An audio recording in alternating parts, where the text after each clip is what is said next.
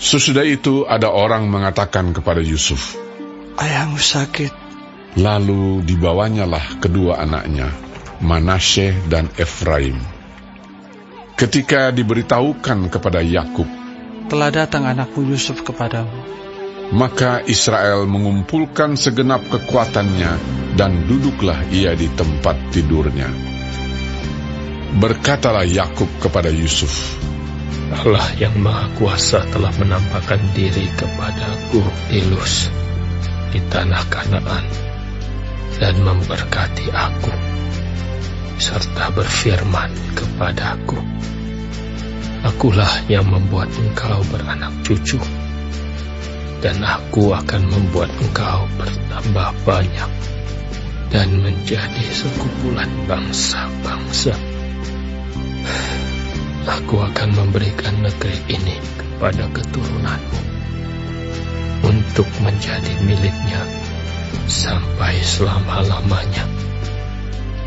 Maka sekarang kedua anakmu yang lahir bagimu di tanah Mesir, sebelum aku datang kepadamu ke Mesir, akulah yang mempunyai mereka. Akulah yang akan mempunyai Efraim dan Manasye, sama seperti Ruben dan Simeon. Dan keturunanmu yang kau peroleh sesudah mereka, engkaulah yang mempunyai. Tetapi dalam pembagian warisan, nama mereka akan disebutkan berdasarkan nama kedua saudaranya itu. Kalau aku pada waktu perjalananku dari Padan, aku kematian Rahel di tanah Kanaan di jalan, ketika kami tidak berapa jauh lagi dari Efrata, dan aku menguburkannya di sana, di sisi jalan ke Efrata, yaitu Betlehem. Ketika Israel melihat anak-anak Yusuf itu, bertanyalah ia, "Siapakah ini?" Jawab Yusuf kepada ayahnya, "Inilah anak-anakku yang telah diberikan Allah kepadaku di sini." Maka kata Yakub, "Dekatkanlah mereka kepadaku, supaya aku berkati mereka." Adapun mata Israel telah kabur karena tuanya, jadi ia tidak dapat lagi melihat. Kemudian Yusuf mendekatkan mereka kepada ayahnya, dan mereka dicium serta didekap oleh ayahnya. Lalu berkatalah Israel kepada Yusuf, "Tidak kusangka-sangka bahwa aku akan melihat mukamu lagi. Tetapi sekarang Allah bahkan memberi aku melihat keturunanmu." Lalu Yusuf menarik mereka dari antara lutut ayahnya, dan ia sujud dengan mukanya sampai ke tanah.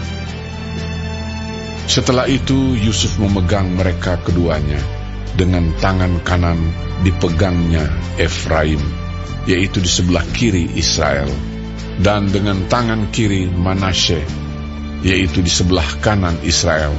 Lalu didekatkannyalah mereka kepadanya. Tetapi Israel mengulurkan tangan kanannya dan meletakkannya di atas kepala Efraim, walaupun ia yang bungsu, dan tangan kirinya di atas kepala Manasye. Jadi tangannya bersilang, walaupun Manasye yang sulung. Sesudah itu diberkatinyalah Yusuf, katanya, "Nenekku dan ayahku, Abraham dan Ishak, telah hidup di hadapan Allah. Allah itu sebagai Allah yang telah menjadi gembalaku selama hidupku sampai sekarang, dan sebagai malaikat yang telah melepaskan aku dari segala bahaya. Dialah kiranya yang memberkati orang-orang muda ini, sehingga namaku serta nama nenek dan bapakku, Abraham dan Ishak, termasyhur oleh karena mereka, dan sehingga mereka bertambah-tambah menjadi jumlah yang besar di bumi. Ketika Yusuf melihat bahwa ayahnya meletakkan tangan kanannya di atas kepala Efraim, hal itu dipandangnya tidak baik. Lalu dipegangnya tangan ayahnya untuk memindahkannya dari atas kepala Efraim ke atas kepala Manasye.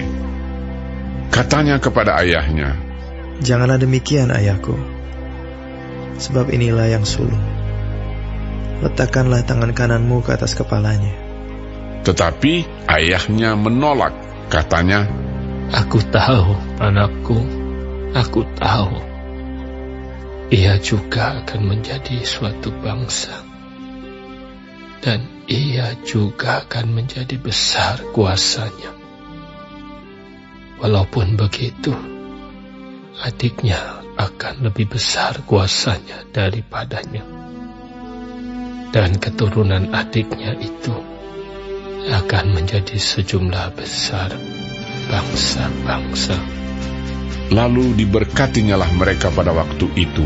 Katanya, "Dengan menyebutkan namamu lah orang Israel akan memberkati.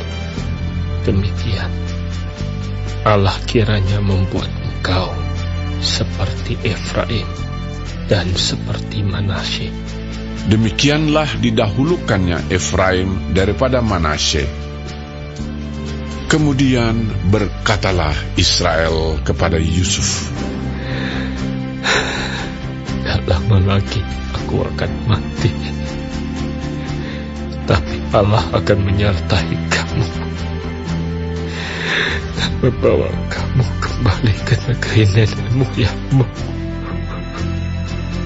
Dan sekarang aku memberikan kepadamu sebagai kelebihanmu daripada saudara-saudaramu suatu punggung gunung yang kurebut dengan pedang dan panahku dari tangan orang Amori